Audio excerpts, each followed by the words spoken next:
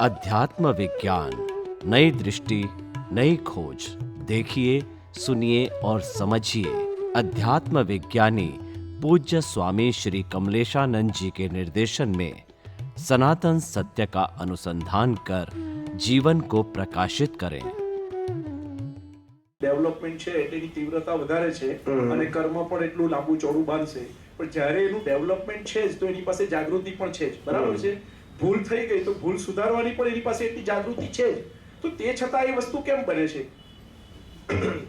बात आपकी सही है कि भूल है, हो गई है, इसके पास सुधारने की भी क्षमता है, उनके पास ज्ञान है, दर्शन है, बात आपकी सही है। मगर अहंकार चीज ऐसी होती है, उस व्यक्ति को उस अहंकार को ब्लाइंड बना देती है। क्या बना देती है? તો પછી એને ડેવલપમેન્ટ ના કહેવાય છે? હું તો नहीं, डेवलप तो है, फिर भी ब्लाइंड हो जाता है। देखो, हर व्यक्ति को अपना ईगो नहीं लगता है।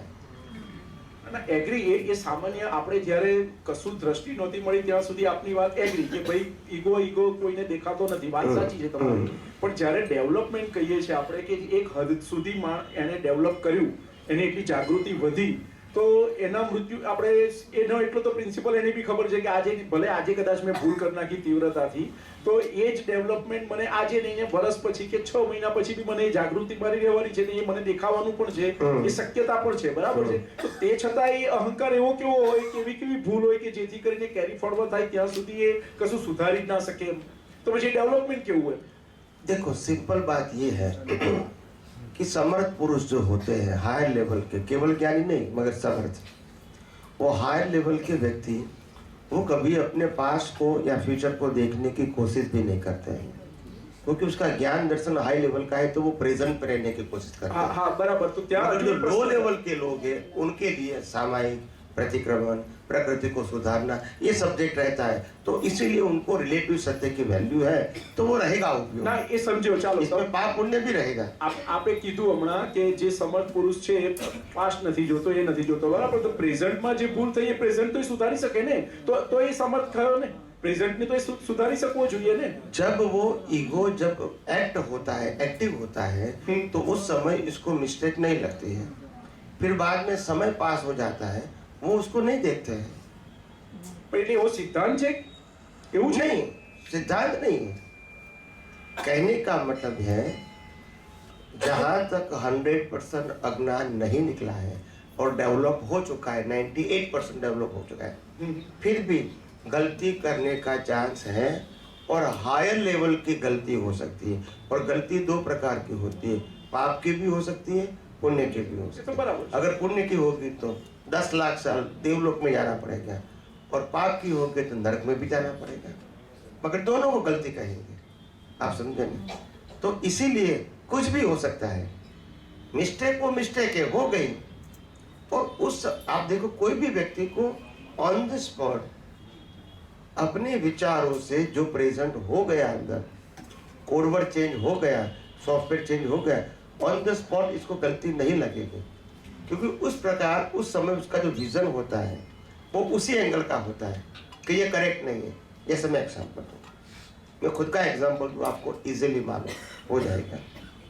जैसे मेरी प्रकृति जो है मन वचन काया की, डिस्चार्ज के फॉर्म में जो लाया हूँ, मन वचन काया के फॉर्म में लाया हूँ, इसको क्या लगता है कि भाई ये मंदिर से मुक्ति, प्रतिक्रमण से मुक्ति, संस्था से मुक्ति, ये बात करेक्ट नहीं है। मुक्ति की बात रिलेटिव सत्य में करेक्ट है, तो मैं प्रेजेंट करता रहूंगा, क्योंकि मेरा सॉफ्टवेयर लेकर आया हूँ। बराबर। आप समझे? अभी आप कहोगे भी मंदिर से को क्या तकलीफ है? लाखों लोग पूजा करते हैं, प्रार्थना करते हैं, भावना करते हैं, अपनी साधना करते हैं, पूजा पाठ आरती वगैरह करते हैं, उनको बेनिफिट भी मिलता है। चौक्कस, हर व्यक्तियों की बात है, जो लोगों को मानते हैं। तो आपको कोई तकलीफ है? तो मेरा सॉफ्टवेयर ये कहता है कि विज्ञान और रिलेटिव सत्य इज इक्वल टू अज्ञान, ये दोनों अलग बात है। मेरे विजन में जो विज्ञान सेट हुआ है तो वही प्रेजेंट होगा। એગ્રી હું તમારી વાત જોડે, પણ तो वो सेटिंग है। તમારું જે સેટિંગ છે એનાથી તમે કઈ એવું કર્મ નથી બનતા કે જેથી તમને કઈ નર્ક ગતિમાં नहीं नहीं नहीं, मैं आपको इसीलिए बताना चाहता हूँ कि लोग ऑपोज तो करेंगे। હા ભલે ને, પણ એનાથી તમારા કર્મમાં ફરક નથી, તમારા ભોગવટામાં ફરક નથી પડવાનો, તો કે તમારા કર્મમાં ફરક નથી પડવાનો। આપણી ચર્ચા છે કે મારી ભૂલને મારા ડેવલપમેન્ટ પછી બી મારી ભૂલ સફરિંગ મારું આવે છે। एक मिनट, फिर भी आज भी हमारा करेक्शन ये है सॉफ्टवेयर में कि ऐसी भाषा नहीं होनी चाहिए। क्या बताया? एग्री। हमारा साइंस किसी की वीकनेस को दिखाने के लिए नहीं है, बराबर, विज्ञान को खुला करने के लिए। मगर ये सॉफ्टवेयर ऐसा लेकर आए तो हार्डवेयर तो निकलेगा। हाँ, तो અહીંયા પાછો મારો એક પ્રશ્ન છે मगर કે मैं તમારી साइन नहीं करता हूँ कि हाँ। ऐसी भाषा करेक्ट है, તો હું वो એ साइन કહું नहीं કે करता। તમારું ડેવલપમેન્ટને કારણે તમે સાઇન નથી કરતા ને તમે એનો ભોગવટો નથી લેવાના, તો મને હજુ એ જ નથી પૂરેપૂરું સમાધાન થતું કે જે એ લેવલનો પુરુષ ભૂલ થઈ બી જાય તો કેવી રીતે ચૂકી જાય એ નથી હજુ પકડાતું। ભૂલ થઈ જાય એ ત્યાં સુધી કબૂલ, તમે सकता કીધું કે 99-98% સુધી હોય, किसी की નથી। भी हो सकती है, कोई भी लेवल पे हो सकती है, एनी ના लेवल। ના, ભૂલ થાય એનાથી તો વાંધો જ નથી, એ તો થઈ, તમે કીધું એવું કે જ્યાં સુધી 100% નહીં થાય ત્યાં સુધી ભૂલનું શક્યતા પૂરેપૂરી છે, પણ ભૂલ સુધારવા માટે પણ એની જાગૃતિ ન વાપરે કે જાગૃતિ ન થાય એ કંઈક હજુ ખબર નહીં, કોઈ એંગલથી નથી પકડાતી વાત મને।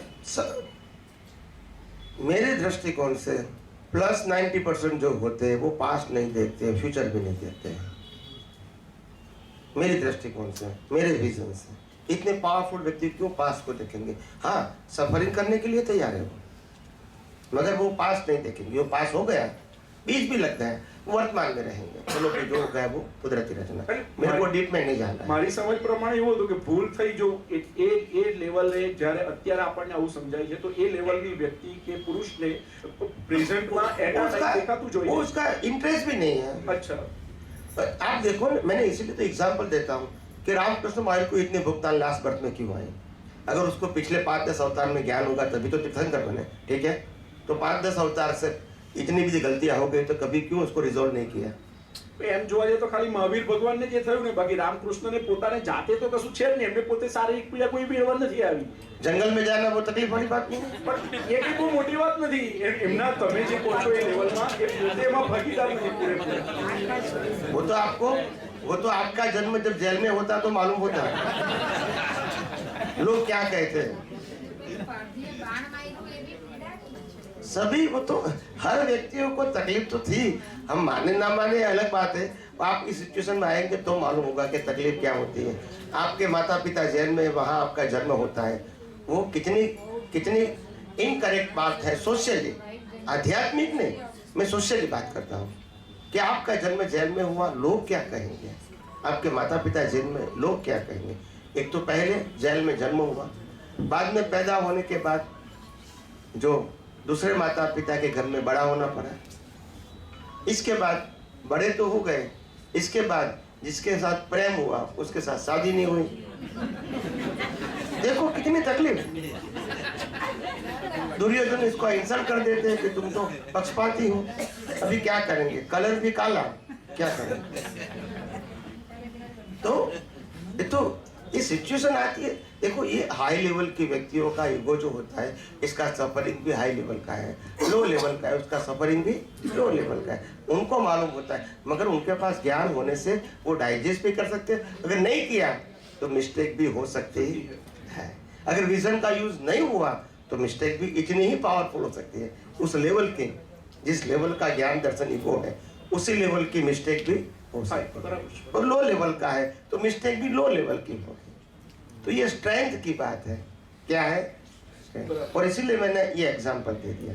हो सकता है कई बार क्या है कि एग्जाम्पल थोड़ा ग्रास्प करने में, कैचअप करने में टाइम लगेगा, क्योंकि शब्दों की तो मर्यादा मैंने कहा रहेगी। I will try my level best to explain this science through this proper example. But हो सकता है कभी कोई बात समझने में टाइम भी लगता है। आज दादा भगवान ने कौन सा एग्जाम्पल दिया चौथी आज्ञा में? सुलेमान का। दिया कि नहीं दिया? कितने लोग समझ सके? संभाव्य निकाल। तो उनका तो एक्सप्लेनेशन उन्हीं के हिसाब से करेक्ट था, लोगों ने स्वीकारा भी, मगर समझ नहीं पाए। तो बात तो वही हुई, सबको लगा कि मेरे को संभाव्य निकाल मेरे को करना है through the speech and through action. यही समझे लोग एग्जाम्पल से। तो हालांकि उनका कॉन्सेप्ट नहीं था। तो ये हमने जब एक्सप्लेन किया कि संभाव्य निकाल वो भावना की बात है, स्पीच एक्शन की बात नहीं है, तो ये समझने में बहुत टाइम लगता है। एक्सप्लेन तो कर सकते हैं महान पुरुष, मगर आप लोग इसको ग्रास्प कर सके बहुत टाइम लगता है भैया।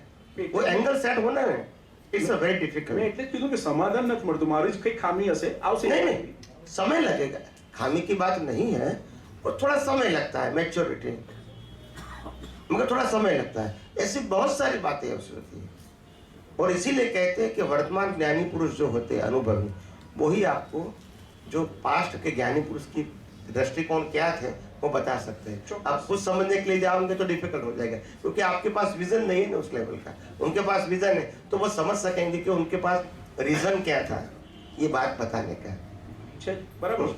तो इसलिए मैंने कहा कि यहाँ पढ़ाई की बात नहीं है, यहाँ कितनी बार सुना है वो बात नहीं है, यहाँ आपके पास कितना ब्रॉड विजन है, तभी आप बात को डाइजेस्ट कर सकोगे, नहीं तो नहीं समझ में आएगा, लाख बार सुनोगे तो भी।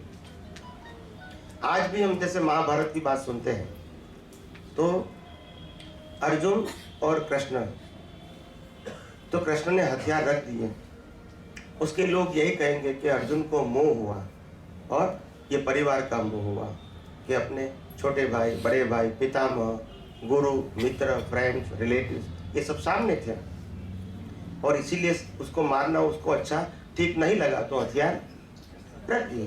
हालांकि वास्तव में ये मोह नहीं था। अर्जुन की, कृष्ण भगवान की दृष्टि में जो अर्जुन को मोह था वो अलग था, ये उसको विजन बोलते हैं, ये उसको मैच्योरिटी बोलते हैं। ये स्थूल अर्थ है, क्या है? सूक्ष्म अर्थ क्या है? अर्जुन का, अर्जुन की वीकनेस क्या थी विजन में, कि मैं अर्जुन हूँ, मेरे को युद्ध करना है, and I am controller of Arjun, बस ये उनका मिस्टेक था।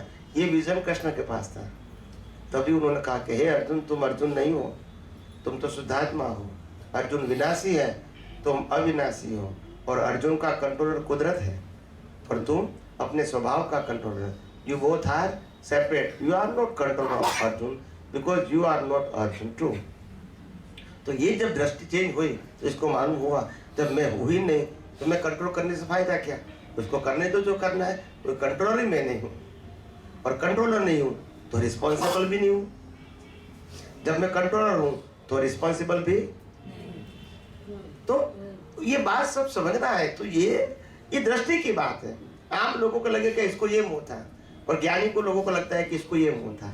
तो बात एक ही है, प्रसंग एक ही है, और एक ही प्रसंग को देखने की नजरिया क्या है, अलग अलग। और ये मूल मोह है और ये स्थूल मोह है। જય સચિદાન સ્વામીજી. जय सच्चिदानंद। સ્વામીજી સ્પષ્ટ વેદન હોય તો એને અર્જુનજીને તો સ્પષ્ટ વેદન તો હતું જ ને સાહેબ, કેમ કે તોય જ ઈ મોક્ષે ગયા હતા. તો એને ઈ વિઝનમાં સાહેબ રહ્યું નહીં એમ કે આ હું અર્જુન કરતા જ નથી, તો કૃષ્ણ ભગવાન એની દ્રષ્ટિ ખોઈલી તો ત્યાં પણ એને તો સ્પષ્ટ વેદન તો હતું જ ને સાહેબ જન્મથી જ કે હું આ स्पष्ट वेदन और अर्जुन ये दोनों अलग चीज है। अर्जुन के पास विजन नहीं होता है, अर्जुन मैकेनिकल है। क्या है? अर्जुन का अंतस्करण, बाह्यकरण दोनों क्या है? ऑटो मोड है, control and govern by the law of nature. और विजन अलग चीज है, जो उसकी मैच्योरिटी जो लेकर आया है, वो मैच्योरिटी के आधार से हार्डवेयर को चेंज नहीं कर सकते। और हार्डवेयर 3 प्रकार के हैं, थॉट, स्पीच एंड एक्शन। तीनों में परिवर्तन, क्योंकि उसका तीनों का कंट्रोलर कौन है? कुदरत है। સ્વામીજી ઘણીવાર જે સંજોગો આવે ને, જે એકદમ હાર્ડ સંજોગો હોય, જે કોઈ આપણા ઉદય કર્મને આધીન આવે, તો પછી સ્વામીજી ત્યારે આપણે છૂટું રાખવાની કોશિશ કરી કે હું શુદ્ધ આત્મા છું, જેમ તમે કીધું એમ કે હું અનંત શક્તિ વાળું છું, અનંત જ્ઞાન વાળું છું, એ રીતે જે આપણે તમે કીધું એ પ્રમાણે આપણે રાખીએ, બરોબર સ્વામીજી? પછી સ્વામીજી એમાં ઘણીવાર એવું થાય છે કે આપણે નિરાકુરતા પામી જાય છે, અને પછી પ્રકૃતિ પછી એવો પ્રશ્ન કરે છે કે તમે મને એકલો મૂકી દીધો, એવું આમ પ્રશ્ન અંદરથી આવે છે। તો સાહેબ ત્યારે એમ થાય છે કે આમ થોડીક ગિલ્ટી ફીલ થાય કે આમ કેમ આવું થાય કે આને આખું આપણે છોડી દીધું, એવું થાય છે એમાં, આવું બધું મિક્સ नहीं, ये तो वो तो अलग ही है। प्रकृति तो वैसे भी मैकेनिकल है, ऑटो मोड है, और एक दिन तो इसको जलना ही है। क्या बताया आप, समझे ना? तो वो तो अलग है ही, और उसकी बिगिनिंग है तो एंड भी है। हमारा बिगिनिंग एंड नहीं है, और प्रतिष्ठित आत्मा जो है वो तो कैरी फॉरवर्ड होगा, मगर ये बॉडी है उसका तो एंड होगा ही। तो जिसका एंड होने वाला है उनको हो सकता है ऐसा, आप समझे ना? हमारे विजन में परफेक्शन होना चाहिए, अवस्था में तो होता रहेगा ऐसा, आप समझे ना? अवस्था एवरीथिंग इज नॉर्मल, देखो, अभी जैन परिभाषा के मुताबिक अभी जो प्रथम तीर्थंकर होने वाले हैं पद्मनाभ, जैन फिलोसॉफी के मुताबिक जो प्रथम तीर्थंकर होने वाले हैं वो आज नरक में है। आप समझे? देखो कैसा कर्म किया होगा as per the philosophy of Jainism. तो इसीलिए कभी भी कुछ भी हो सकता है, ऐसा नहीं कि डेवलप हुआ तो गलत भाव नहीं कर सकते, कर सकते हैं, अच्छे भी कर सकते। देवलोक से भी आके तीर्थंकर बन के मोक्ष में जाते हैं, नरक गति में भी जाकर फिर मनुष्य में आके मोक्ष में जाएंगे। तो ये हमारे विजन में जो इम्पोर्टेंस है नरक और देवलोक, ये इम्पोर्टेंट कुदरत के कानून में नहीं है। कुदरत कहता है तो ये दिन रात जैसा है, ये पाप पुण्य का खेल। उसमें तुम जिस प्रकार से गंभीरता से देख रहे हो, नरक मतलब बहुत खराब और स्वर्ग मतलब बहुत अच्छा है, ये तुम्हारा व्यू पॉइंट है। ये दोनों सफरिंग है और मैकेनिकल है। क्या है उसमें कोई अचीवमेंट नहीं, यानी चारों गति में कोई अचीवमेंट है ही नहीं। सिर्फ मनुष्य भाव के अंदर आपके पास पुरुषार्थ करने की फ्रीडम होने के नाते आप ये दुनिया का सनातन सत्य समझ सकते हैं। बाकी देवलोक में, नरक लोक में, पशु योनि में नहीं समझ सकते। That's it. बाकी सब ये कुदरत के कानून से चारों गति चलती है, उसका कंट्रोलर कुदरती है। तो गति में तो कोई फर्क नहीं रहेगा। और देवलोक नरक लोक कंपैरिजन से अच्छा बुरा बोल सकते हैं। विज्ञान की भाषा में अच्छा बुरा नहीं है, वो रिजल्ट है, कॉज एंड इफेक्ट। और इफेक्ट का डर से हम ये कहेंगे कि नरक गति खराब है, तो देवलोक तो उससे ज्यादा खराब है। आप समझे ना? क्योंकि देवलोक की जो बात है, आदमी देवलोक में जाता है तो भी उनके पास अवधि ज्ञान होता है, जातीय स्मरण ज्ञान होता है। या नरक गति में होगा तो भी अवधि ज्ञान, जातीय स्मरण ज्ञान होगा। ये इनबिल्ट होता है। क्या होता है? वो पाप पुण्य की भुगतान के समय उसको मालूम होगा ये पाप का ये फल है, ये पुण्य का ये फल है, इसके लिए है। आप समझे?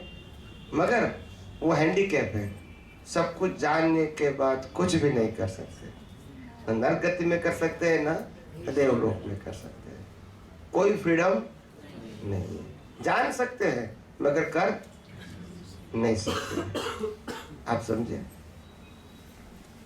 तो जैसे जैसे यहाँ इंसानों की उम्र बढ़ती है 70, 75, 80, फिर वो देवलोक जैसा हो जाता है। कुछ कर नहीं सकते मगर टेंशन ज्यादा रहता है, परिवार सुनता नहीं है, क्या करें? उनके पास विजन है, कर नहीं सकते हैं। मालूम भी है कि ये करेंगे तो इसका फल आएगा, मगर सुनने वाला कुछ नहीं। तो ऐसा फिर वो टेंशन में ही रहेंगे, क्या करेंगे? तो ये विज्ञान होता है तो फिर उसको रिलैक्सेशन मिलेगा, नहीं तो नहीं मिलेगा। इतने बड़े हो गए, इतना बड़ा परिवार हो गया, कभी कुछ ना कुछ होता रहता है, उनको समझ में आ जाता है क्योंकि मैच्योरिटी है, मगर बच्चे समझते हैं नहीं है। आप समझे कि नहीं? तो ऐसा होता ही रहेगा, हर बात में ऐसा ही है।